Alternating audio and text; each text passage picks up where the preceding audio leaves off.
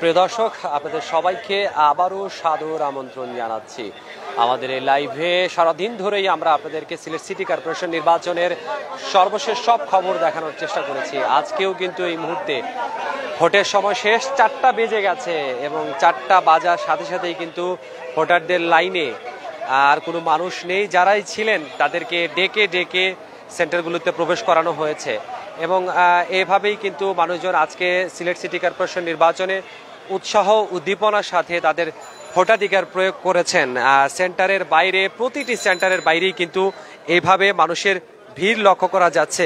যদিও ভেতরে এখন কিন্তু ক্যান্ডিডেট ছাড়াই আর এজেন্টরা ছাড়া এই মুহূর্তে কেউই নেই। আমরা একটু কথা বলার চেষ্টা করব যারা এই জায়গাটিতে আছেন। আপনারা এখানে ভোটের সময় তো শেষ হয়ে গেছে, তো আপনারা এখানে কেন দাঁড়িয়ে আছেন? আমরা রেজাল্টের জন্য রেজাল্টের অপেক্ষায় আছি। কি আসতে পারে রেজাল্ট আপনাদের? আমরা জানি আমরা নৌকা বিপুল ভোটে বিজয়ী হবে এই সেন্টারে, আশা করি, আশা করছি। সব মিলিয়ে ভোটের পরিবেশ কেমন দেখলেন? খুবই ভালো, একদম সুষ্ঠু নির্বাচন হচ্ছে, খুবই ভালো। আমি নিজে দাঁড়িয়েছিলাম। এখনো তো ভোটের রেজাল্টও দেওয়া হয় নাই, তবে আমরা আশাবাদী বলছি, আশাবাদী সবকিছু মিলিয়ে। কারণ স্বতঃস্ফূর্তভাবে একটা ভোটে যখন সবাই অংশগ্রহণ করে তখন আমরা আশা বাঁধতে পারি। প্রত্যেকে বলছে নৌকা। আমরা ইভিএমে ভোট দিচ্ছি। নৌকার প্রধান প্রতিদ্বন্দ্বী লাঙ্গল প্রতীকের যিনি নজরুল ইসলাম বাবু, তিনি কি একবারই প্রতিদ্বন্দ্বী আসতে পারবেন না বলে আপনাদের মনে হচ্ছে? উনি তো 2বার কাউন্সিলর পদপ্রার্থী ছিলেন। উনি যেহেতু কাউন্সিলর হতে পারেন না, সে ব্যাপারে উনাকে আমরা প্রতিদ্বন্দ্বী মনে করতেছি না। যেহেতু দাঁড়াইছে উনি একটা ক্যান্ডিডেট, যেহেতু উনি কমিশনার হয় নাই, হতে পারে নাই, উনি কিভাবে মেয়র হবেন? এটা আমরা আমাদের বোধগম্য হয় না, উনার লজ্জা থাকা উচিত। আচ্ছা, আপনারাও নিশ্চিত যে আসলে নৌকা মানে শেখ হাসিনা মানে উন্নয়ন। এই উন্নয়নের প্রতীক নৌকায় সিলেটের মানুষ স্বতঃস্ফূর্তভাবে ভোট দিয়েছে। নৌকার বিজয় হবে। আসলে ইভিএম এর যে ভোটদানের পদ্ধতি, সেটা নিয়ে যদি কিছু বলতেন যে আসলে এটা কেমন ছিল? এত সহজ পদ্ধতি আর কিছু হতে পারে না। ইভিএম এত সহজ, এবং যদি বিরোধী দল আসতো, আপনাকে বলি বিএনপি যদি ভোটে অংশগ্রহণ করতো, আসলে আমি জানি না হার জিত তো আমরা এখনো জানি নাই, তবে আমরা আশাবাদী আমাদের নৌকার জন্য, এটা বলছি। কিন্তু এর চেয়ে সহজ পদ্ধতি বাংলাদেশ আর কিচ্ছু হতে পারে না। এত সহজ, মাত্র 2 মিনিট। 2 মিনিটে তো সহজে মানুষ ভোট দিতে পারছে। ভাই, আমি প্রথম ইভিএম এ ভোট দিচ্ছি, আমার ফিলিংসটা অন্যরকম। সবাইকে বলবো ইভিএম এর জন্য প্রত্যেকে আগামী যতগুলো নির্বাচন হবে স্বতঃস্ফূর্তভাবে অংশগ্রহণ করে, এবং বর্তমান নির্বাচন কমিশন এবং বর্তমান সরকার যে পদ্ধতি চালু করছে স্মার্ট বাংলাদেশকে এগিয়ে নেওয়ার জন্য, স্মার্ট ভোটাধিকার আজকে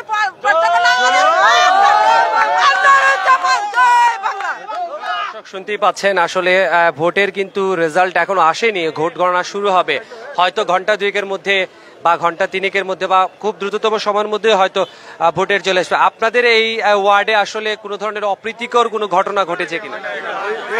এই সেন্টারে কোনো অপ্রীতিকর ঘটনা ঘটে নাই। সকাল থেকে ভোটাররা সুষ্ঠু সুন্দরভাবে, খুবই সুন্দরভাবে ভোট প্রদান করতেছে। এরকম কোনো আশা করি হয় নাই, ভালোই ভোট হয়েছে। অত্যন্ত শান্তিপূর্ণভাবে ভালোই ইভিএম এর মাধ্যমে ভালোই ভোট হয়েছে। এরকম আমরা কোনো সময় ভোট এরকম দেই নাই। ইভিএম সুষ্ঠু নির্বাচন হয়েছে। আগে তো এই সেন্টারে কিন্তু অনেক গন্ডগোল হয়েছে, ঝামেলা হয়েছে, গুলাগুলি হয়েছে। হ্যাঁ, বিগত নির্বাচনে এই সেন্টারে গুলাগুলি হয়েছে।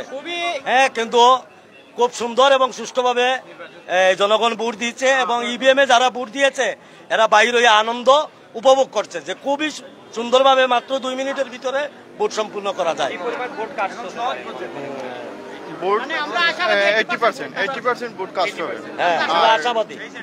এই সিটি কর্পোরেশনের 42টি সেন্টারে নৌকার বিজয় সুনিশ্চিত হবে।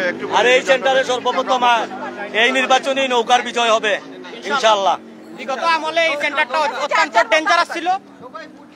ডেঞ্জারাস ছিল। এই সেন্টারটা একসময় সন্ত্রাসদের দখলে ছিল।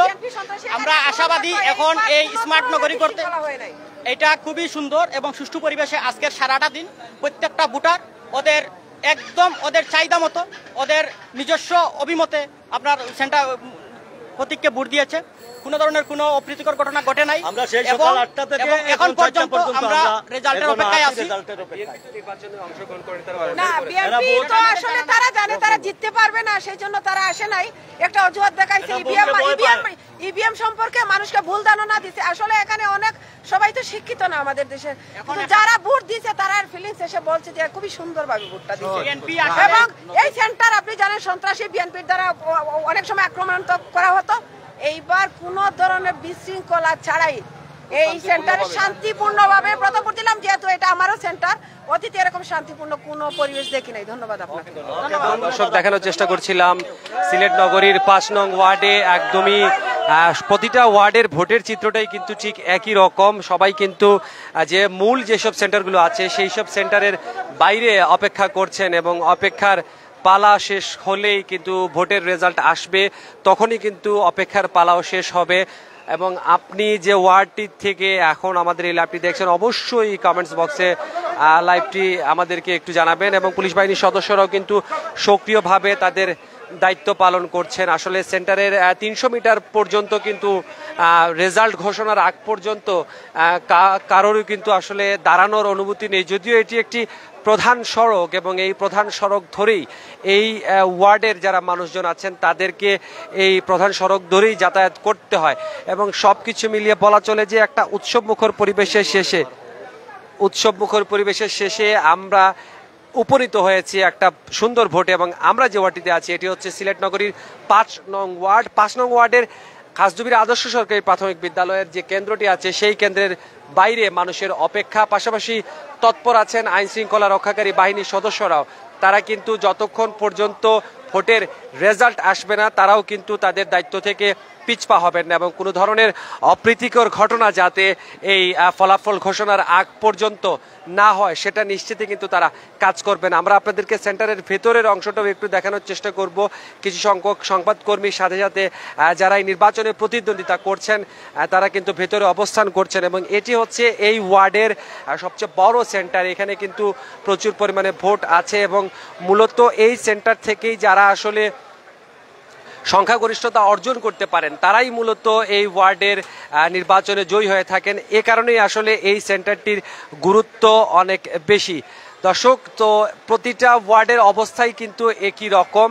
সিলেট সিটি কর্পোরেশনের 5ম সিলেট সিটি কর্পোরেশন নির্বাচনের এটাই হচ্ছে সর্বশেষ অবস্থা।